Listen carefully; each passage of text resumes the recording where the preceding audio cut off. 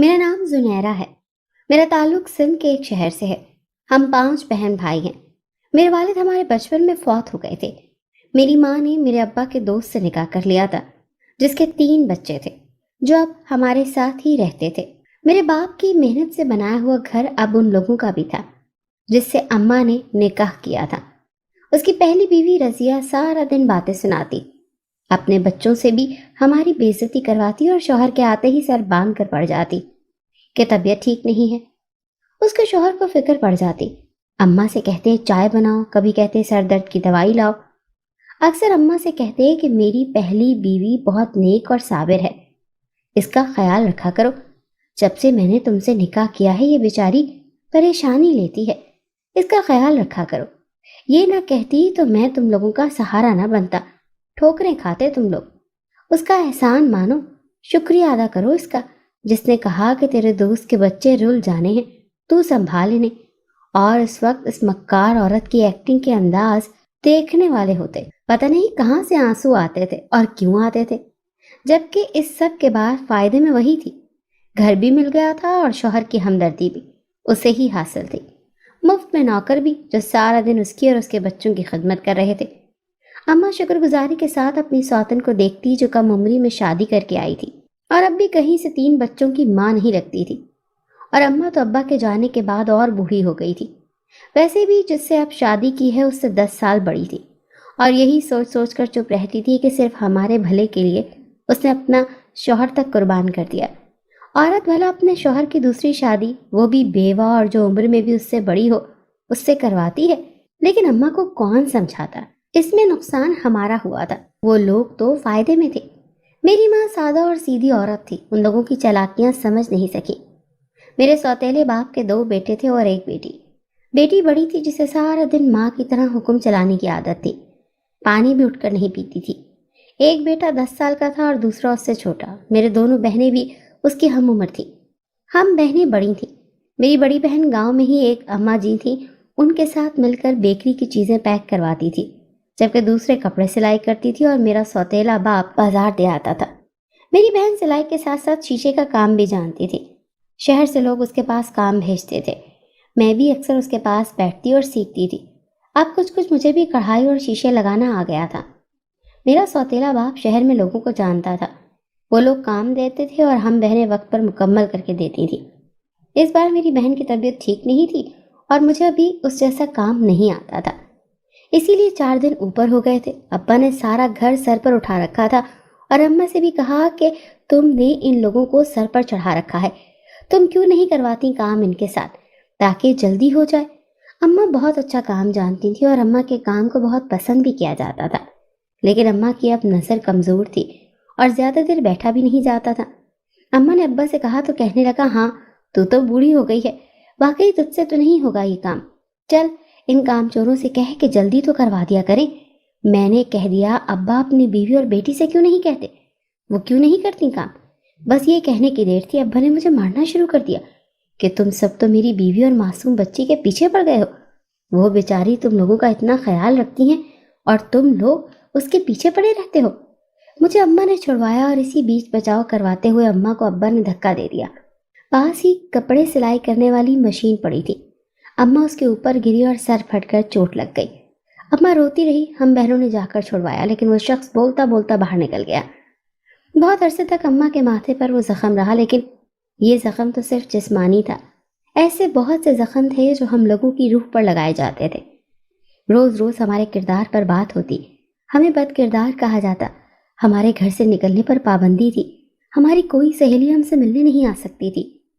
گڈی کی شادی بیاہ کی بھی اب ہمیں اجازت نہیں تھی، جبکہ اس کی بیٹی جہاں جاتی چلی جاتی، اسے کوئی روک ٹوک نہ تھی، اپنی مرضی سے پیسہ خرچتی، بلکہ ہماری ماں سے بھی وہ دھونس سے پیسے لیتی جیسے روک ڈالتے ہیں، اور ہم لوگ ان سے دب چکے تھے، اور یہ سب ہماری ماں کی وجہ سے ہوا تھا، جس نے ہمیں یہی کہا کہ تم لوگ کوئی بات نہ کیا کرو۔ ہمارا سوتیلا باپ پیسے اپنے پاس رکھتا، ہمیں ضرورت پڑتی تو اسی سے مانگنے پڑتے، واپسی پر بیوی کے لیے فروٹ اور کھانے کی چیزیں لاتا اور ہمیں کوہلو کے بیل کی طرح کہتا، جتے رہو۔ اس کی بیوی بچے ہماری محنت کے پیسوں پر موج کرتے، میرے چھوٹے بھائی کے پاس بیٹھ کے حسرت سے ان لوگوں کو کھاتے دیکھتے۔ اگر بچ جاتا تو کہتے یہ لو تم لوگ بھی کھا لو۔ ان کی اترن اور بچا کھانا ہمارے نصیب میں تھا۔ میں نے حسرت سے ماں کو دیکھا جس کی ڈھیل کی وجہ سے یہاں تک بات پہنچ گئی تھی۔ اس کے بچے ترس رہے تھے اور وہ شخص موجے کر رہا تھا۔ اس کا بات کرنے کا طریقہ بھی اتنا حد تک آمیز تھا جیسے ہم اس کے غلام ہیں۔ میری بڑی بہن سے تو اس کا بات کرنے کا طریقہ بھی عجیب تھا۔ اس نے مجھ سے بات کرنا ہی چھوڑ دی تھی اور کہا کہ یہ شخص ایک آنکھ نہیں بھاتا مجھے، اب اس کے سامنے بھی کم آتی تھی۔ اس نے ایک دن مجھے کہا کہ یہ شخص ابا کہلوانے کے لائق نہیں ہے، انتہائی گھٹیا شخص ہے جس کی نظر میں ہم بیٹیاں ہی نہیں۔ اس نے اس گھر کی لالچ میں اماں سے شادی کی ہے۔ میری بہن اس سے بہت تنگ تھی۔ اس نے ایک دن اماں سے کہا کہ اپنے شوہر سے کہیں کہ آپ تک رہیں، ہم تک نہ آیا کریں، ہماری زندگی میں ان کا دخل آپ کو برباد کر دے گا، کسی دن تنگ آ کر میں یہ گھر ہی چھوڑ دوں گی۔ یہ بات اماں کی سوتن نے سن لی۔ اس نے اچھی طرح سے نمک مرچ لگا کر یہ بات اپنے شوہر کو بتا دی۔ وہ شام کو آیا تو کہنے لگا چل کہاں جانا ہے اور کس کے ساتھ جانا ہے، میں تجھے خود چھوڑ کے آتا ہوں، بعد میں چوری گھر سے بھاگ کر ہماری عزت کا جنازہ ضرور نکلوانا ہے۔ میری بہن روتی رہی اور وہ اس کے کردار پر باتیں کرتا رہا۔ وہ اسی طرح تھا، کس کس سے نہ جانے کیا کیا بات کرتا، اور اسی کی وجہ سے ہمیں یہ دن دیکھنا پڑا۔ آپا کو کام کے پیسے ملے تو اماں نے سوچا کہ اس کے جہیز کی کوئی چیز بنا کے رکھ لیتی ہوں۔ میرے سوتیلے باپ کو پتہ چل گیا، بہت لڑا اور کہنے لگا مجھ سے کہتی میں لے آتا، کیا لانا تھا، تم لوگوں کو بھروسہ ہی نہیں مجھ پر، تم لوگ مجھے چور سمجھتے ہو، یہ نہیں پتا شہر جانا ہے اور دھکے کھا کے چیزیں لانا کتنا مشکل ہے، تم لوگ تو گھر میں بیٹھ کر بناتے ہو، مجھے گلی گلی پھر کے بیچنا پڑتا ہے، مجھے ہی پتا ہے کیسے پورا اترتا ہوں۔ مجھے اس شخص کی کسی بات کا بھروسہ نہیں تھا، لیکن میری ماں سادہ مزاج عورت تھی، جیسے کہتا ویسے مان لیتی۔ کہنے لگا جتنا مرضی جہیز بنا لو، دیکھ لینا یہ کچھ لے کے نہیں جائے گی، اماں کہتی ایسا نہیں ہوگا، میری بیٹی ایسا کچھ نہیں کرے گی، لیکن وہ کہتا اس پہ نظر رکھ، تیری بیٹی کسی دن بھاگ جائے گی۔ اماں میری بہن کو قسمیں دیتی، اسے کہتی ایسا کچھ مت کرنا، تیرا باپ تجھے اور مجھے ایسے ہی تانوں سے مار دے گا۔ ایک دن میرا سوتیلا باپ بیوی اور اپنے بچوں کے کپڑے لایا۔ میری بہن نے پوچھ لیا میرے کپڑے، تو کہنے لگا میں تو بڑی مشکل سے گزارا کرتا ہوں، میرے بچوں کا حق تو تم لوگ کھاتے ہو، آج ان کے لیے کچھ لے آیا تو تم لوگوں سے برداشت نہیں۔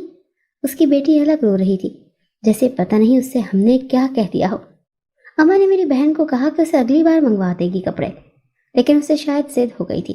اس نے پاس پڑے کپڑوں میں سے ایک سوٹ اٹھا لیا اور کہا کہ یہ میں ہی لوں گی، لیکن اس کی ماں نے سوٹ چھین لیا اور کہا کہ یہ میرے بچے کے ہیں، میں تمہیں اس کے حق پر ڈاکہ ڈالنے نہیں دوں گا، اور مدد طلب نظروں سے اپنے شوہر کو دیکھا۔ میرا سوتیلا باپ میری بہن کی طرف بڑھا اور تھپڑ مار دیا۔ میری بہن رونے لگی۔ اماں اسے کمرے میں لے گئی، سمجھایا بہت سمجھایا، لیکن پتہ نہیں اسے بھی ضد ہی ہو گئی تھی۔ اگلے دن صحن میں آگ لگ گئی۔ رات کا وقت تھا، سب سو رہے تھے، جب اچانک چیخوں کی آواز آئی، بچاؤ آگ لگ گئی۔ میرے سوتیلے باپ کا سارا کمرہ جل چکا تھا، چارپائی پر پڑے وہ نئے کپڑے بھی جو کل شام ابا لائے تھے۔ میری بہن اور میرا بھائی ایک دوسرے کو دیکھ کر مسکرا رہے تھے، وہ آنکھوں ہی آنکھوں میں مجھے چپ رہنے کا کہہ رہے تھے، میں جو آگ بجھانے والوں میں آگے آگے تھی۔ اماں کی سوتن کو یہ سب نظر بد لگی، کہنے لگی کہ نظر بد کا اثر ہے سارا، اب روز کسی بابے کو بلوا لیتی اور دم کرواتی، خود پہ اور بچوں پہ بھی۔ ایک دن ایک بابا آیا اور میری آپا کو گھر میں پھرتے ہوئے دیکھ گیا۔ اگلے دن میرے سوتیلے باپ سے کہا کہ اگر تم میری شادی کروا دو تو ایسا عمل بتاؤں گا کہ تم میاں بیوی امیر ہو جاؤ گے۔ میرا سوتیلا باپ تو پہلے ہی لالچی تھا، بابے نے جو کہا تو میری ماں کے پاس پہنچ گیا اور بولا کہ بندہ پرہیزگار ہے، آستانہ ہے، اس کا اپنا سارا دن لوگ اس سے ملنے کے لیے لائن میں لگے رہتے ہیں، پردے میں رہے گی، کیا ہوا جو عمر تھوڑی زیادہ ہے، 40 سال کو اتنی بڑی عمر تو نہیں، اور مرد تو بوڑھا ہوتا ہی نہیں۔ اماں نے منع کیا تو ابو شروع ہو گیا کہ میری تو کوئی اوقات ہی نہیں، اور اس پیر کو ہاں کر دی جو پہلے سے شادی شدہ اور 2 بچوں کا باپ تھا اور میری بہن سے 15 سال بڑا تھا۔ آپا بہت روئی پیٹی، لیکن کون سنتا، اماں کی کون سا چلتی تھی، لیکن وہ ہوا جس نے میری ہی زندگی بدل کر رکھ دی۔ میں نے سوچا نہیں تھا کہ سب کچھ ایسے ہو جائے گا۔ اس سے پہلے کچھ ایسے حالات ہوئے کہ میرے سوتیلے باپ نے مجھے ہی اس پیر کے آستانے پر جانے کا کہہ دیا اور کہا کہ وہ پیر لوگ ہیں، بہت بابرکت ہیں، کچھ دن کی بات ہے، انہیں ایک لڑکی کی ضرورت ہے، پیر کی چھوٹی بہن کی شادی ہے نا، اسی لیے میری بہن تو وہاں جا نہیں سکتی تھی، کیونکہ کچھ دن میں اس کی وہیں شادی ہو جانی تھی۔ اسی لیے مجھے کہا چلو تمہیں چھوڑا۔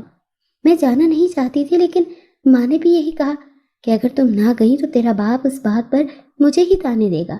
میں ماں کی وجہ سے چپ کر گئی، لیکن میں نے صاف کہہ دیا تھا کہ میں اکیلی وہاں نہیں رہوں گی، میرے بھائی کو میرے ساتھ بھیجو۔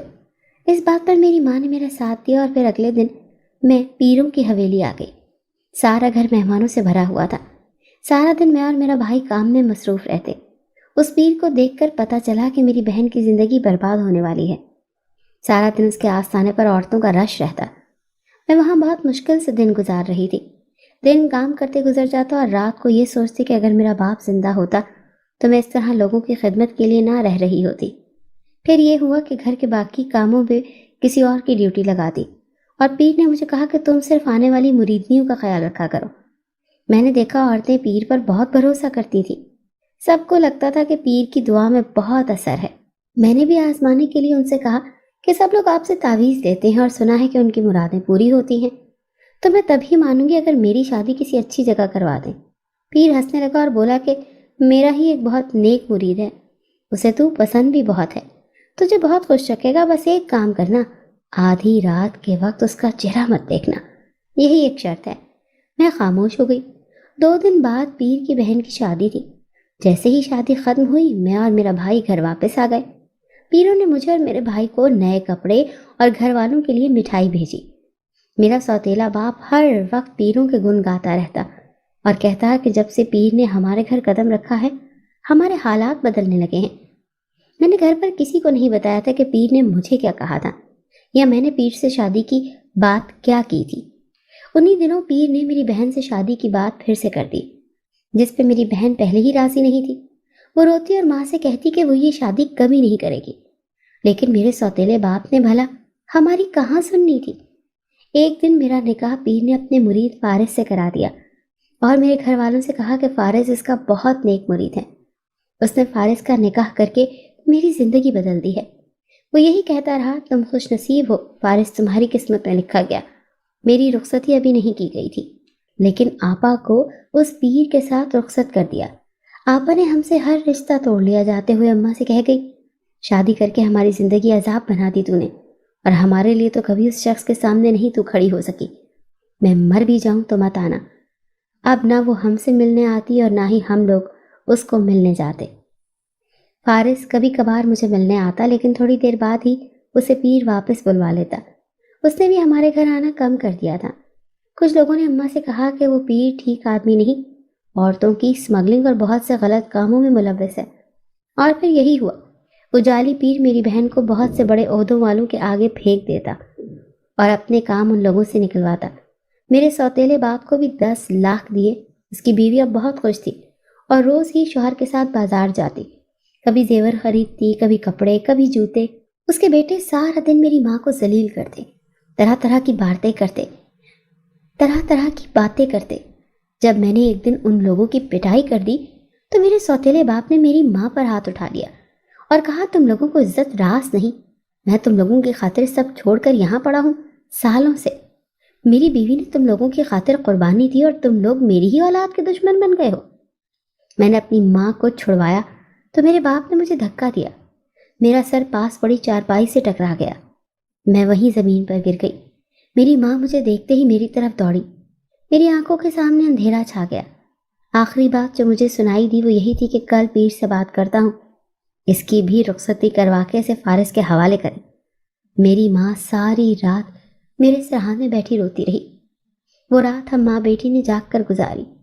اگلی صبح مجھے بھی اس گھر سے چلے جانا تھا۔ کیا قسمت تھی ہم ماں بیٹیوں کی۔ میرے بھائی روز روز کی اس لڑائی اور مار پیٹ سے تنگ آ چکے تھے۔ پہلے وہ لوگ جمعرات کو مدرسے سے گھر آتے تھے، جمعے کو ہمارے ساتھ وقت گزارتے اور شام کو واپس چلے جاتے، لیکن اب ان لوگوں نے آنا ہی چھوڑ دیا تھا۔ میرا سوتیلا باپ ان کو بھی ایسے ہی ذلیل کرتا تھا اور لوگوں کے سامنے اس نے شرافت کا ڈھونگ رچا رکھا تھا۔ لوگوں سے کہتا تھا میں تو سوتیلا ہوں اور نہ ان لوگوں سے مجھے کچھ ملنا ہے، لیکن میں نے پھر بھی ان کا ہی سوچا، کتنے اچھے اور اونچے گھرانے میں ان کی شادیاں کی ہیں، عیش کریں گی، لیکن عیش تو اصل میں وہ دونوں میاں بیوی ہمیں بیچ کر رہے تھے۔ ایک دن میری بہن یہ ذلت برداشت نہیں کر سکی اور اس نے خودکشی کر لی۔ میری ماں پر یہ صدمہ قیامت کی طرح تھا۔ ہم سب بہت تکلیف میں تھے اور میرا سوتیلا باپ کہتا تھا شکر کرو خود مر گئی، نہیں تو میں مار دیتا۔ پیر صاحب کہتے ہیں نہ مرتی تو بھاگ جاتی کسی کے ساتھ، اس کے کرتوت اچھے نہیں تھے۔ اماں سکتے میں چلی گئی تھی۔ میری بہن کے مرنے پر ایسی خاموش ہوئی کہ پھر کبھی بولی ہی نہیں۔ یہاں بٹھا دیتے بیٹھ جاتی، وہاں بٹھا دیتے وہاں بیٹھ جاتی، جہاں لے جاتے چل پڑتی۔ میرے بھائی اور ہم بہنیں بالکل بے آسرا ہو گئے۔ کوئی نہیں تھا جسے بتاتے کہ ہمارا سوتیلا باپ ہی اس سب کا ذمہ دار ہے۔ انہی دنوں میرے سوتیلے باپ کا ایک رشتہ دار ہمارے گھر رہنے آ گیا۔ مجھے وہ لڑکا بڑا عجیب لگا۔ عمر میں بہت زیادہ نہیں تھا، دکھنے میں یہی کوئی 17-18 سال کا لڑکا لگتا تھا۔ سارا دن چارپائی ڈالے صحن میں پڑا رہتا۔ مجھے تو اس سے شدید کوفت محسوس ہوتی تھی۔ ہم بہنیں اب گھر میں بھی آرام سے نہیں رہ سکتی تھی، ہر وقت گھور گھور کر دیکھتا رہتا، اور جب کبھی گھر سے نکل جاتا تو آدھی رات کو آتا۔ ابا کہتا گرم کھانا لاؤ اس کے لیے۔ سردی کے دن تھے، آگ جلانا بھی مشکل تھا، لیکن مجبوری تھی، کیا کرتے، ماننا پڑتی تھی۔ میں اپنے سوتیلے باپ کو بددعائیں دیتی تھی کہ کاش یہ مر جائے اور ہماری جان چھوٹ جائے۔ میری بہن کو یہی شخص کھا گیا تھا۔ مجھے سب پیر سے بھی نفرت تھی اور فارس سے بھی، بول چال بند تھی۔ ابا کا وہ مہمان اب اکثر ہی رات کو گھر آتا۔ اس نے میرے سوتیلے بھائی کو بھی اپنے ساتھ ملا لیا۔ وہ بھی سارا دن دوستوں کے ساتھ تاش کھیلتا، شرطیں لگاتا اور ہارنے پر شرط پوری کرنے کے لیے ابا سے پیسے بھی مانگتا۔ ماں بھی ساتھ ملی ہوئی تھی، اس کی شے پہ سب ہو رہا تھا۔ ایک دن اس نے مجھے خط لکھا اور بولا کہ اسے مجھ سے محبت ہے اور مجھے ملنا چاہتا ہے۔ مجھے شرم بھی آ رہی تھی اور دکھ بھی تھا کہ کیا عمر ہے اور کیا کام ہے، اس لڑکے نے تو ناک کٹوانی ہے۔ میں رات کو چھت پر گئی، یہاں اس نے بلوایا تھا۔ اسے خوب باتیں سنائی، شرم دلائی۔ اسی وقت اس کی ماں آ گئی اور بولی جوان خون ہے، اب ایسے تو لوگ ننگے سر پھرو گی تم تو لڑکے تو دیکھیں گے، خود کو دیکھو پہلے، میرے بیٹے پر الزام نہ لگاؤ۔ میں نیچے آ گئی، جانتی تھی وہ عورت نہیں مانے گی۔ میں نے اپنے سوتیلے باپ کو خط دے دیا اور بتایا کہ ان کا بیٹا یہ کرتا پھر رہا ہے، اسے لگام ڈالیں۔ اسی وقت اس کی بیوی آ گئی اور بولی کہ یہ جھوٹ بول رہی ہے، یہ خط میرے بیٹے نے نہیں بلکہ اس نے اسے دیا ہے، جو مہمان ہمارے گھر رہ رہا تھا، اسے دے دو، وہ بچہ ہے۔ بیچارے نے مجھے ڈر کے مارے بتایا نہیں کہ ابا مارے گا، اب یہ پردہ ڈالنے کو میرے بیٹے کو پھنسا رہی ہے۔ میرے سوتیلے باپ نے اس دن مجھ پر بدچلنی کا الزام بھی لگا دیا۔ وہ مہمان بھی کھڑا تماشا دیکھ رہا تھا۔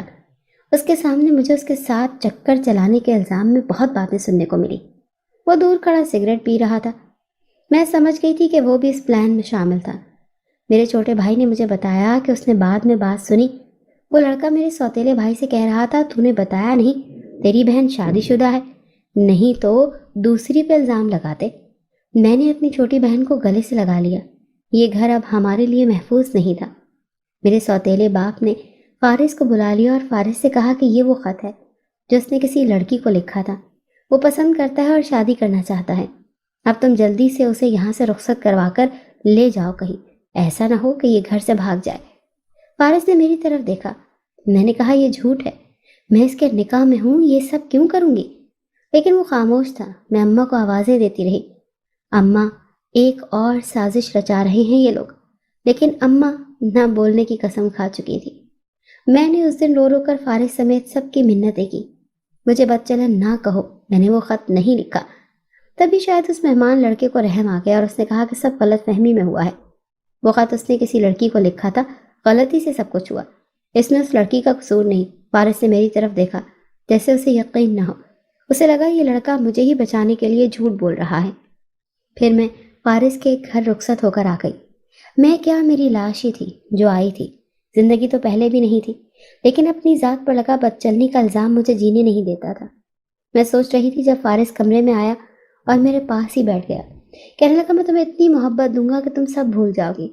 میں نے کہا اگر ان سب کے سامنے، جن کے سامنے اس لڑکے نے مجھے بدچلن کہا، یہ کہا تھا کہ میں اس کے پیچھے پڑی تھی، تو مجبوری میں تم میری طرف بڑے، ان سب کے سامنے انہی کو جھوٹا کہہ دو تو ٹھیک ہے، نہیں تو ہمارے درمیان ایسا کوئی رشتہ نہیں ہوگا، میں تمہیں شوہر نہیں مانتی۔ وہ ہنستے ہوئے کہنے لگا تم مانو یا نہ مانو، اب تو تم میرے قبضے میں ہو، میری مرضی سے ہی رہو گی جب تک میں رکھوں گا، اگر اچھی لگنے لگی تو مستقبل میں سوچا جا سکتا ہے۔ میں نے حیرانی اور افسوس سے اسے دیکھا۔ فارس 25 سال کا سامنے رنگ کا لڑکا تھا۔ پیر نے کہا تھا وہ اس کا بڑا نیک مرید ہے، لیکن اب جب اس پیر کی اصلیت میرے سامنے تھی تو بہت اثر و رسوخ کی وجہ سے پولیس سے بچ جاتا تھا۔ اس لیے مجھے فارس پر بھروسہ نہیں تھا۔ مجھے غصہ بھی تھا کہ اس نے سب کے سامنے اس دن میری بے گناہی میں کچھ نہیں کہا تھا۔ اس کے گھر کے حالات اور لوگ بھی ویسے ہی تھے۔ فارس کی بہن سارا دن باتیں سناتی، کام میں نقص نکالتی۔ فارس کی چھوٹی 2 بہنیں سارا دن ٹی وی دیکھتی رہتی اور خود کو ایکٹریس سمجھتی تھی۔ فارس کا چھوٹا بھائی کچھ سمجھدار تھا، بدتمیزی نہیں کرتا تھا، بولتا بھی کم تھا، کام ہوتا تو بات کرتا، نہیں تو اپنے کام سے کام رکھتا۔ فارس صبح کو جاتا اور رات گئے لوٹتا۔ ساس بھی پیروں کے گھر کام کرتی تھی، رات کو آتی تھی۔ مجھے گھر بھی نہ جانے دیتے۔ میرے بھائی مجھ سے ملنے آئے تو انہیں مجھ سے ملنے نہ دیا۔ انہی دنوں میں ماں بننے والی تھی اور میری نندیں سارے دن مجھے ذلیل کرتی، کبھی کچھ بناؤ کبھی کچھ بناؤ۔ سارا دن کھانا بنانے اور ان کی خدمتوں میں گزر جاتا۔ اگر فارس سے کہتی تو کہتا، میں نے تو تجھے تیری اصلیت سمیت برداشت کر لیا، تم سے میری بہنیں نہیں برداشت ہو رہی، جبکہ وہ تو ہیں بھی بہت سیدھی سادی، تمہارے جیسی چالاک نہیں ہے جنہیں مردوں کو قابو کرنے کے طریقے آتے ہیں۔ اس کے پاس میرے لیے ہمدردی کے کچھ الفاظ بھی نہیں تھے۔ ایک دن فارس کے چھوٹے بھائی سے میں نے کہا، آتے ہوئے میرے لیے فروٹ لے آنا، میں پیسے دے دوں گی۔ وہ رات کو آتا ہوا فروٹ لے آیا اور میرے کمرے میں دینے گیا۔ مجھے حال پوچھنے لگا کیونکہ میری حالت کچھ ٹھیک نہیں تھی۔ اسی وقت میری چھوٹی نند آئی، میرے ہاتھ میں فروٹ کا شاپر دیکھا اور پھر ہنستے ہوئے اپنے بھائی کو دیکھا اور بولی، بھابھی سے پینگے نہ بڑھاؤ، بھائی کو پتہ چل گیا تو مارے جاؤ گے۔ فارس کے بھائی نے بہن کو تھپڑ مار دیا اور بات بڑھ گئی۔ میری نند نے میرے شوہر سے کہا کہ اس نے مجھے منع کیا تھا کہ دیور سے دور رہو، اس نے میرے ہی چھوٹے بھائی کو بتا دیا، اسی لیے میرے چھوٹے بھائی نے مجھے مارا۔ زندگی میں ہی بار اس کی وجہ سے میرے بھائی نے مجھ پر ہاتھ اٹھایا ہے۔ فارس اور اس کا بھائی لڑنے لگے، مجھے دھکے دیے گھر سے نکال دیا۔ میں دروازہ پیٹتی رہی لیکن ان لوگوں نے نہ کھولا۔ میں ہمسایوں کے گھر چلی گئی۔ سب مجھے میری ساس لینے آئی اور کہا کہ تیری وجہ سے میرا بیٹا گھر سے چلا گیا ہے۔ میرے دیور نے اس دن وہ گھر چھوڑ دیا تھا۔ کچھ دن فارس مجھ سے ناراض رہا لیکن پھر اس نے میرا بہت خیال رکھنا شروع کر دیا۔ میرے لیے میوے لاتا، مجھے خوش رکھنے کی کوشش کرتا۔ وہ دن میری زندگی کے خوبصورت دن تھے۔ مجھے فارس کا اس طرح سے اپنا خیال رکھنا اور میرے لیے اس کا پریشان ہو جانا، بات پہ مجھے پوچھنا کہ گھر والوں نے تمہیں کچھ کہا تو نہیں، مجھے بہت اچھا لگا تھا۔ میں شکر کرتی تھی کہ میرے دن بدل گئے، لیکن کسے پتا تھا کہ آنے والا وقت میرے ساتھ کیا کرنے والا ہے۔ انہی دنوں میری چھوٹی نند گھر سے بھاگ گئی اور فارس اسے ڈھونڈنے نکلا اور اس کا ایکسیڈنٹ ہو گیا۔ اب وہ بستر پر پڑا تھا، اس کی حالت بہت خراب تھی۔ ایک رات میں بھول گئی، مجھے پیر نے کہا تھا کہ آدھی رات کو اپنے شوہر کا چہرہ مت دیکھنا۔ اس رات میں نے محسوس کیا جیسے وہ تکلیف میں ہے۔ جیسے اس کے چہرے سے چادر ہٹائی تو میری چیخیں نکل گئیں۔ وہ چہرہ اتنا ڈراؤنا تھا، مجھے یقین نہیں تھا۔ میرا شوہر ہے، مجھے لگا میں نے بہت عجیب و غریب مخلوق دیکھی تھی، لیکن میرے دیکھنے کے بعد میرے شوہر کی حالت مزید بگڑ گئی۔ وہ بری طرح ہانپ رہا تھا اور پھر اس نے ہمیشہ کے لیے آنکھیں بند کر لی۔ میں روتی رہی، چیختی رہی، سب کچھ میرے لیے غیر یقینی تھا۔ کچھ دن پہلے ہی تو میں ماں بننے والی تھی۔ میری گود میں 2 جڑواں بچے آ گئے، لیکن وہ انہیں بھی دیکھ نہیں سکا۔ جس دن ان کی پیدائش ہوئی اس سے پہلے ہی وہ بہن کو ڈھونڈنے کے لیے گھر سے نکل گیا اور واپس آیا تو اسے اپنی ہی ہوش نہیں تھی۔ بعد میں مجھے پتا چلا کہ پیر اس پر جادو کرتا تھا کہ وہ مجھے گھر سے نکال دے۔ کالے جادو کے اثرات نے اسے جکڑ رکھا تھا۔ رات 12 بجے اس میں ایک جن حاضر ہوتا تھا اور پھر پیر اس جن کو اپنے اس مرید میں بلوا کر جو جاننا ہوتا تھا وہ جان لیتا تھا۔ میری زندگی تباہ ہو گئی تھی، میں پھر سے لاوارث ہو گئی تھی۔ جیسا بھی تھا میرے بچوں کا باپ تھا، مجھے اب بچوں کی بھی فکر تھی اور مجھے اب لگ رہا تھا کہ ان کی خاطر مجھے گھر سے نکلنا ہی پڑے گا۔ میری ساس روزانہ پیروں کے گھر پر نوکری کرنے جاتی تھی۔ فارس جب تک تھا چلو روٹی کی فکر تو نہ تھی، لیکن اب ساس کے سامنے ہاتھ پھیلاتے مجھے بھی شرم آ رہی تھی۔ پھر وہ خود بھی مجھ سے کھچی کھچی رہتی کیونکہ وہ چاہتی تھی کہ میں گھر سے ہی چلی جاؤں، لیکن میں جانتی تھی اگر میں گئی تو میرے بچے چھین لے گی۔ اب بچے مجھے ہی پالنے تھے۔ میں نے ساس کے ساتھ چلنے کی بات کی تو ساس نے منع کر دیا اور مجھے اپنے ساتھ کام پر لے جانے سے منع کر دیا۔ ناچار میں خود نوکری ڈھونڈنے لگی۔ جب ایک بڑی سی کمپنی یہاں شرٹ سلائی ہوتی تھی میں گئی۔ چوکیدار مجھے اندر لے گیا اور بولا، یہاں تم جیسی بے سہارا عورتوں کے لیے ہی کام ہوتا ہے۔ لیکن جیسے ہی اندر قدم رکھا پیروں تلے سے زمین نکل گئی۔ میں واپس باہر بھاگنے لگی جب ایک لڑکی نے پکڑ لیا اور مجھے میرے ہی سوتیلے باپ کے سامنے لے گئی۔ بہت سی لڑکیاں ہنسی اور بہت سی زبردستی بھیجی جا رہی تھی وہاں۔ میرے سوتیلے باپ نے مجھے دیکھتے غصے اور نفرت سے کہا، چل گھر دفع ہو، اور وہاں موجود ایک آدمی سے کہا کہ آپ فکر نہ کرو، میں اسے سمجھا لوں گا، یہ کسی سے ذکر نہیں کرے گی، یہ جہاں آئی تھی یہاں اس نے کچھ نہیں دیکھا، اور میرا بازو پکڑا اور باہر لے جانے لگا۔ جب اس مرد کی آواز آئی اور بولا کہ دوسروں کو ہی ہمیں دکھاتے رہو، یہاں کیا چھپا کے رکھی ہے، میں نے خود کو چادر میں چھپا رکھا تھا جو اس نے کھینچ کے اتار دی۔ میں نے روتے اپنے سوتیلے باپ کی طرف دیکھا، لیکن وہ مرد مجھے وہاں موجود 3-4 مردوں کے سامنے لے گیا اور بولا، یہ دیکھو مشرق حسن، اور کہکا لگا کر ہنسنے لگا۔ میں نے اسے زور سے تھپڑ مار دیا۔ پتہ نہیں اتنی جرأت مجھ میں کہاں سے آئی تھی، میں تو کبھی اپنے سوتیلے باپ کو پلٹ کر جواب نہیں دے سکی، اور آج ایک گنڈے اور آوارہ آدمی کے سامنے ڈٹ گئی تھی۔ شاید ماں بننے کے بعد کمزور سے کمزور عورت بھی بہادر بن جاتی ہے۔ مجھے بھی اپنے بچوں کے لیے بہادر ہونا تھا۔ میں نے اسے دھکا دیا اور باہر کی جانب دوڑ لگا دی، لیکن دروازہ بند تھا۔ میں نے بے بسی سے اسے دیکھا، جو پان کھاتے ہوئے عجیب نظروں سے مجھے دیکھ رہا تھا۔ مجھے اپنی عزت اور جان دونوں ہی خطرے میں لگی۔ تبھی وہاں پولیس کی ریڈ پڑ گئی اور وہ لوگ پکڑے گئے، لیکن ان کے ساتھ ساتھ مجھے اور میرے سوتیلے باپ کو بھی گرفتار کر لیا۔ میں منتیں کرتی رہی کہ میں تو کام ڈھونڈنے نکلی تھی، مجھے نہیں پتا کہ یہ کون لوگ ہیں، لیکن کسی نے میری بات ہی نہیں سنی، اور ایک لیڈی پولیس نے مجھے تھپڑ مارا اور کہا کہ شکل معصوموں والی اور کام دیکھو، کتنے مردوں سے رہے تیرے تعلقات۔ میں روتے روتے زمین پر بیٹھ گئی۔ اس دن میں نے دعا کی کہ کاش مجھے موت آ جائے۔ کیسی آزمائش تھی جو ختم ہی نہیں ہو رہی تھی۔ کچھ لوگ ضمانت کروا کر نکل گئے، ان میں زیادہ تر امیر گھروں کے بگڑے نواب زادے تھے، اور کچھ لڑکیاں بھی نکل گئیں جو ان کی ساتھی تھی، لیکن جو مجھ جیسی تھی وہ جیل کے پیچھے تھی۔ مجھے 3 دن ہو گئے تھے جیل میں، مجھے اپنے بچوں کی فکر تھی۔ پتہ نہیں میری نن نے ان کا خیال بھی رکھا تھا یا نہیں۔ میں نے ایک بار پھر جیل کی سلاخوں کو پکڑ کر رونا پیٹنا شروع کر دیا، مجھے نکالو یہاں سے، مجھے نکلنا ہے، میرے بچے میرا انتظار کر رہے ہوں گے، مجھے چھوڑ دو۔ لیکن کسی نے میری نہ سنی۔ اسی طرح کچھ دن اور گزر گئے جب ایک پولیس کی عورت نے مجھے اپنے پاس بلوایا اور کہا کہ اگر میں صبح اخبار میں بیان دے دوں کہ یہ سب کچھ ایک سیاستدان نے کروایا ہے تو میں تمہیں کل ہی چھوڑ دوں گی۔ میں حیران تھی کہ میں کیسی کسی بے گناہ کا کہہ سکتی تھی، لیکن وہ کہہ رہی تھی کہ یہ انصاف ہوگا، بہت سی لڑکیوں کے ساتھ تم جانتی نہیں بڑا عیاش آدمی ہے، جیل میں بھی لڑکیوں کو نہیں چھوڑتا، ہم سب تنگ ہیں اس سے، ہمیں ضرورت ہے تمہاری، اگر تم یہ کرو گی تو نیکی ہوگی۔ بہت سے اخبار والے جمع تھے، مجھے پوچھا جا رہا تھا کہ یہ سب کون کرواتا ہے، کون لڑکیوں کو خریدتا اور بیچتا ہے۔ میں نے کہا میں نے وہاں ایک سیاستدان کو دیکھا تھا۔ مجھ پر ہنسنے والوں میں ایک وہ شخص بھی تھا۔ میں بھاگنے لگی تھی، اس نے مجھے پکڑا۔ اسی وقت ایک شخص اور کچھ اس کے ساتھی اخباری نمائندوں کے رش کو ہٹاتے ہوئے میرے پاس آ گئے، اور ایک شخص نے میرے برابر کھڑا ہو گیا۔ اخباری نمائندوں نے اسے کہا، سر خیریت، آپ یہاں کیا سیکیورٹی بھی آپ ہی دیں گے؟ اسے سوال پوچھنے لگے۔ اس نے میری طرف دیکھا اور کہا کہ میں نہیں چاہتا کسی بے گناہ کو مار دوں، میں تو دیکھنے آیا ہوں کہ لوگ معصوم ہیں یا ضمیر بیچ کے آئے ہیں۔ سارے ہجوم میں سناٹا چھا گیا۔ ایک اخبار والے نے مجھے کہا، جی بی بی، آپ کا کہنا ہے کہ آپ نے کسی سیاستدان کو دیکھا تھا؟ میں نے کہا اس کا نام ذیشان ہے۔ اس نے کہا آپ کے ساتھ جو کھڑے ہیں یہ کون ہے؟ میں نے کہا مجھے نہیں پتا۔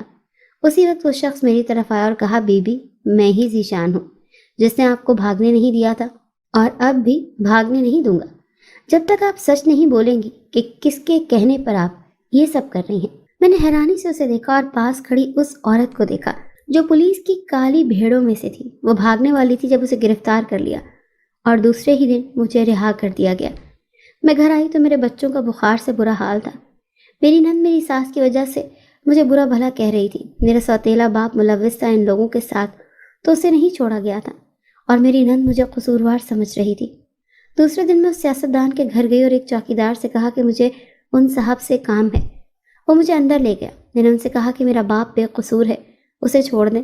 اس نے مجھے بیٹھنے کا اشارہ کیا اور بولا کہ سچ کو اتنا کم قیمت نہیں سمجھتے کہ کسی کے کہنے پر اسے جھوٹ کا لباس پہنا دیں۔ تم عادتاً جھوٹ بولتی ہو یا مجبوری ہے کوئی؟ مجھے لگا وہ اس دن اخبار میں جھوٹ بولنے والی بات پر کہہ رہا ہے۔ میں نے کہا اس دن میری مجبوری تھی، مجھے حقیقت کا علم نہیں تھا، پھر میں نکلنا چاہتی تھی۔ میرے 2 چھوٹے بچے ہیں جنہیں میری ضرورت تھی، اور سب بھی میری مجبوری ہے۔ میری سوتیلی ماں مجھے اور میری ماں کو سکون سے رہنے نہیں دے گی جب تک میرا باپ گھر نہیں جائے گا۔ اس لیے لگتا ہے میری ماں میری وجہ سے اس مصیبت میں پھنسی ہے۔ اس شخص کی بیوی میری ماں کو تانے دے دے کر مار دے گی۔ وہ پہلے ہی بیمار رہتی ہے۔ اس شخص نے کہا کہ تمہارا باپ جرم قبول کر چکا ہے۔ میں نے کہا جو بھی ہے، تم اتنے بڑے سیاست دان ہو، تمہارے لیے کیا مشکل ہے؟ تم اسے چھڑوا سکتے ہو۔ اس نے کہا میں سیاست دان ہوں لیکن میں دوسرے لوگوں جیسا نہیں۔ جب مجھے پتا ہے کہ وہ ایک گھٹیا شخص ہے، بہت سی لڑکیاں اس کی وجہ سے اس دلدل میں پھنسی ہیں، میں کیوں اس شخص کو صرف تمہارے کہنے پر چھوڑ دوں؟ اور پھر جب وہ ایک ظالم باپ ہے، تم لوگوں سے بھی اس کے اچھے تعلقات نہیں، تو تم کیوں چاہتی ہو کہ وہ پھر سے باہر آ جائے؟ میں نے کہا مجھے صرف اپنی ماں اور بہن بھائیوں کی فکر ہے، مجھے اس شخص کی پرواہ نہیں، چاہے اسے پھانسی ہو جائے، میں تو اپنی فیملی کی وجہ سے پریشان ہوں۔ اسی وقت اس شخص کا فون آ گیا اور وہ اٹھ کر چلا گیا۔ میں وہاں سے واپس آ گئی، بھلا اتنا بڑا شخص میری بات کیوں سنتا، جبکہ میں تو کل ہی سارے میڈیا کے سامنے اسے برباد کرنے والی تھی۔ روتے روتے میں گھر آ گئی۔ کیسی عجیب زندگی تھی نا ہم ماں بیٹیوں کی۔ میری ماں بیچاری تو کسی سے کچھ کہتی بھی نہ تھی، تب بھی اسے سکون سے رہنے نہیں دیا جاتا تھا۔ میں نے اپنی ساس سے بات کی کہ مجھے اپنی ماں اور چھوٹی بہن کو اپنے پاس رکھنے کی اجازت دے دے، لیکن اس نے کہا یہ گھر میرے چھوٹے بیٹے کے نام ہے، وہی فیصلہ کرے گا کسے رہنے اور کسے نہیں۔ اب مجھے اپنے دیور کا انتظار تھا جو کبھی کبھار ہی گھر آتا۔ وہ کراچی میں کسی کمپنی میں کام کرتا تھا۔ اس بار وہ آیا تو میں نے اس سے بات کی، لیکن اس نے جو مجھے کہا اس کے بعد میرے پیروں تلے سے زمین نکل گئی۔ اس نے کہا اگر تم مجھ سے شادی کر لو تو سارا گھر ہی تمہارا ہو سکتا ہے۔ ایک تو تم میرے بھائی کی بیوی ہو، اور دوسرا تم پر میری وجہ سے پہلے ہی الزام لگ چکا ہے، تو میں تمہیں اپنا کر عزت دینا چاہتا ہوں، اپنے بھائی کے بچوں کو باپ جیسی شفقت دینا چاہتا ہوں۔ میرے سامنے میرے سوتیلے باپ کا چہرہ آ گیا جس نے یہی کچھ کہہ کر میری ماں سے شادی کی تھی، اور پھر میرا اور میری ماں کا جینا حرام کر دیا تھا۔ میری بہن کا ایک گھٹیا شخص سے رشتہ کر دیا تھا، جو اس شخص کی وجہ سے خودکشی پر مجبور ہو گئی۔ میری شادی اس پیر کے نیک مرید سے کرنے کے پیچھے بھی سازش تھی۔ کسی کو نہیں پتا تھا کہ وہ مرید کالا جادو کرتا بھی تھا اور اس پیر کے ساتھ اس کے سارے کاموں میں ملوث تھا۔ میں نے کہا میرے بچے تمہارا مسئلہ نہیں ہے، میں انہیں پال سکتی ہوں، اور میں اس کے لیے تم سے شادی نہیں کر سکتی۔ اس نے فوراً ہی نظریں بدل لی اور کہا پھر پیاری بھابھی اپنا بندوبست کہیں اور کر لیں، میں تو تم پر رحم کھا رہا تھا، سوچا خوبصورت ہو، میرے بھائی کی عزت ہو، کہاں دھکے کھاتی پھرو گی، لیکن تمہیں دھکے کھانے کا شوق ہے اور عزت بھی راز نہیں۔ میں نے اس شخص کو نفرت سے دیکھا اور مجھے سال پہلے کا وہ واقعہ یاد آ گیا جب اس کی بہن نے مجھ پر الزام لگایا تھا۔ اس گھر سے بھی مجھے نہ عزت ملی تھی اور نہ ہی اہمیت۔ میری قسمت میں شروع سے ہی سکون نہیں تھا، نہ باپ مرتا اور نہ سوتیلا باپ ہمیں ان حالوں میں پہنچاتا۔ انہی دنوں مجھے پتا چلا کہ میرے باپ کو 5 سال قید ہو گئی۔ اس کی بیوی نے میری ماں کو گھر سے نکال دیا۔ محلے کی کسی عورت نے مجھے خبر کی۔ میں وہاں پہنچی تو میری ماں زمین پر بیٹھی لکیریں بنا رہی تھی۔ میں نے اس دن ہمت کی اور بہن بھائیوں سے بھی کہا بس بہت ہو گیا، اب اور نہیں، اس عورت کو نکالو گھر سے، یہ گھر ہمارے باپ کا ہے، ہماری ماں کا ہے، یہ عورت ہماری ماں کو کیسے نکال سکتی ہے؟ ہم تو اسے صرف اپنی ماں کی وجہ سے برداشت کر رہے تھے۔ ہم لوگوں نے اس عورت کو جو گھر سے نکال باہر کیا، اس عورت کی وجہ سے اور اس کی بد کردار بیٹی کی وجہ سے اس کا شوہر جیل میں ہے۔ اسے بچانے گیا تھا غنڈوں سے اور خود اس مصیبت میں پھنس گیا، لیکن محلے کے لوگ اب اس کی فطرت سے واقف تھے، اسی لیے کسی نے بھی اس کی بات پر یقین نہیں کیا۔ میں اب یہاں رہنے لگی تھی، چھوٹی بہن کا رشتہ ہو گیا تھا، سادگی سے اسے رخصت کر دیا، بھائی حافظ ہو گئے تھے، محلے کی مسجد میں تراویح پڑھانے کی ذمہ داری اس رمضان انہیں ملی تھی۔ مجھے خوشی تھی کہ چلو ہماری زندگی میں یہی کچھ تھا جو بہت اچھا ہو گیا تھا، نہیں تو میرا سوتیلا باپ تو سارا دن میرے بھائیوں سے اپنے ہی کام کرواتا رہتا۔ وہ تو شکر تھا کہ وہ گھر کے ماحول سے تنگ تھے، مدرسے میں رہے اور اپنی زندگی بنا لی تھی۔ اب میں ایک بھائی کے لیے لڑکی دیکھ رہی تھی، مجھے سب اپنے بھائی کا گھر بسانا تھا بس۔ وہ اب کمانے بھی لگا تھا، اسے ایک کپڑے کی دکان پر کام مل گیا تھا، مسجد کی امامت بھی تھی، اچھا گزر بسر ہونے لگا تھا۔ انہی دنوں ایک لڑکی مجھے اپنے بھائی کے لیے بہت پسند آ گئی جو بہت ہی پیاری تھی۔ میں نے اس کے والدین سے اس کا رشتہ مانگ لیا۔ وہ لوگ بھی ہمارے ہی جیسے تھے، لیکن انہوں نے عجیب شرط رکھی کہ کل کو نندے ہی بھابھیوں کے گھر نہیں بسنے دیتی، اور تم تو 2 بچوں کے ساتھ مستقل یہاں پر رہنے والی ہو، کیونکہ 2 بچوں کی ماں سے کوئی شادی کرے گا نہیں۔ اگر تم اپنے گھر چلی جاؤ تو ہم لوگ اس رشتے پر سوچیں گے۔ رشتہ بہت اچھا تھا، اسی لیے میں نے اپنے بھائی کی خاطر حامی بھر لی کہ جیسے ہی شادی ہوگی میں اپنے سسرال چلی جاؤں گی۔ جیسا بھی تھا، مجھے یقین تھا میرا دیور مجھے کم از کم گھر سے نہیں نکالے گا، لیکن یہ بات میں نے ان سے کہہ دی تھی، مجھے خود اس بات پر اعتبار نہیں تھا، اور پھر سادگی سے وہ لڑکی میری بھابھی بن کر گھر آ گئی۔ کچھ دن گزرے تو اس لڑکی کی ماں نے مجھے کہا کہ مجھے معاف کر دو، خود بیٹی کی ماں ہوں، ہمیں تم سے وہ بات نہیں کرنی چاہیے تھی۔ ہمیں تو اب ہماری بیٹی جب یہاں سے جاتی ہے تو بتاتی ہے کہ اس کی نند بہت اچھی لڑکی ہے۔ تم خوشی سے اس گھر میں رہو، تمہارے باپ اور بھائی کا گھر ہے، ہمیں معاف کر دینا۔ تب میں نے شکر کیا کہ شکر تھا کہ میری وجہ سے میرے بھائی کا گھر خراب نہیں ہوا، نہیں تو میری ساس کہتی تھی کہ جب خود بھائی کی شادی کرو گی تو پتہ چلے گا کیسے گزارا کرتے ہیں کسی کے ساتھ۔ حالانکہ میں ان کے گھر میں بھی گزارا کر ہی رہی تھی، انہیں اور ان کی بیٹیوں کو برداشت کیا تھا ہمیشہ۔ ان کے جادوگر بیٹے کے ساتھ 2 سال رہی تھی اور آج تک بھی کسی سے سب نہیں کہا تھا۔ میں نے کچھ دن بچوں کو ساتھ لیا اور ان کے ددیال آ گئی۔ اس وقت میری نیت یہ تھی کہ بچوں کو ان کے خون کے رشتوں سے ان کا حق اور محبت مل جائے۔ میں سسرال واپس گئی، دن ایسے ہی گزر رہے تھے۔ ایک دن پتہ چلا میرے سوتیلے باپ کو کسی نے زہر دے دیا اور میرے سوتیلے باپ کا بڑا بیٹا گھر سے گیا، واپس نہیں آیا۔ ابھی وہی صدمہ تھا کہ میری ماں اس دنیا سے چلی گئی۔ میں اپنی بہن اور بھائیوں کو چھوڑ کر واپس نہیں جانا چاہتی تھی۔ میرے بھائی کی بیوی نے ان دنوں ہمارا بہت ساتھ دیا، ہم سب کو سنبھال رہی تھی۔ میں نے شکر کیا کہ میرے بھائی کی زندگی میں ایک احساس کرنے والی لڑکی تھی۔ وقت کا کام ہے گزرنا، اور یہ کبھی کسی کے لیے نہیں رکتا۔ 2 سال گزر گئے تھے۔ ایک دن میں بازار گئی، مجھے کچھ سامان لینا تھا۔ میرا بیٹا بار بار مجھے تنگ کر رہا تھا، اسے گاڑیوں کا بہت شوق تھا، اور اب اس نے ایک گاڑی دیکھ لی تھی اور ضد کر رہا تھا کہ یہی چاہیے۔ میں نے اسے گود میں اٹھایا اور باہر نکل رہی تھی جب کسی سے ٹکرا گئی۔ گرنے والی تھی جب اس شخص نے مجھے اور میرے بیٹے کو سنبھال لیا۔ میں نے دیکھا تو چہرہ جانا پہچانا سا لگا۔ وہ وہی سیاستدان تھا جو مجھے حیرت سے دیکھ رہا تھا۔ کہنے لگا، تم یہاں؟ میں نے بھی پہچان لیا، وہ وہی تھا۔ مجھ سے میرے بیٹے کو گود میں لے لیا اور اندر کی جانب بڑھنے لگا۔ میں بھی پیچھے چلی گئی۔ اب وہ بتا رہا تھا، مجھے نہیں پتا تمہارا چہرہ اور تم میری یادداشت میں کیسے ٹھہر گئی، لیکن حقیقت یہی ہے کہ میں تمہیں ہجوم میں بھی دیکھ لیتا تو پہچان لیتا۔ میں نے حیرت سے اسے دیکھا، کہاں وہ آسمان اور کہاں میں زمین۔ میں نے کہا، تمہیں کوئی غلط فہمی ہوئی ہے۔ کہنے لگا، غلط فہمی تب تھی جب تم چلی گئی اور میں تمہیں ڈھونڈتا رہا۔ سچ یہ ہے کہ جب پہلی بار دیکھا تو مجھے یاد آ گیا تھا، تم ہی وہ لڑکی ہو جس نے کچھ سال پہلے ایک پیر کے آستانے پہ میری انسلٹ کر دی تھی۔ میں مرید کے روپ میں ان کے پاس گیا تھا، مجھے اس پر شک تھا۔ وہ میرا نام استعمال کر کے لوگوں کو لوٹ رہا تھا، لیکن تم وہاں ٹکرا گئی اور مجھے ٹھیک ٹھاک سنائی تھی۔ تب سے ہی تم میرے دل پر قابض تھی۔ میں تمہیں بھول ہی نہیں سکتا، حالانکہ پہلے سے شادی شدہ تھا، لیکن مجھے تم سے محبت ہو گئی۔ میں نے کہا، مجھے شادی نہیں کرنی، تمہارا اور میرا کوئی جوڑ نہیں۔ اس نے میرا ہاتھ پکڑا، مجھے اپنی گاڑی میں بیٹھنے کا کہا، مجھے میرے گھر کا راستہ پوچھا، گھر پہنچ کر میرے گھر کے دروازے پر چھوڑا اور کہا، تیاری رکھنا، کسی دن میں آؤں گا اور تمہیں یہاں سے عزت سے لے جاؤں گا۔ اپنا نمبر مجھے دیا اور کہا، مجھے تمہارے فون کا انتظار رہے گا۔ لیکن میں ڈرتی تھی، جو زندگی میں میرے سوتیلے باپ کی وجہ سے ہمارے ساتھ ہوا۔ میں اپنے معصوم بچوں کو وہ سب کچھ نہیں دینا چاہتی تھی، لیکن میری بھابھی نے مجھے سمجھایا، ابھی انسانیت باقی ہے، سب ایک جیسے تو نہیں ہوتے۔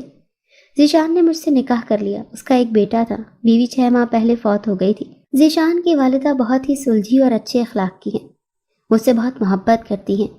ذیشان اللہ کا وہ انعام ہے جو میرے صبر کا صلہ ہے۔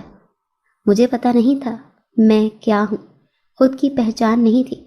ذیشان نے مجھے خود سے محبت کرنا سکھا دی۔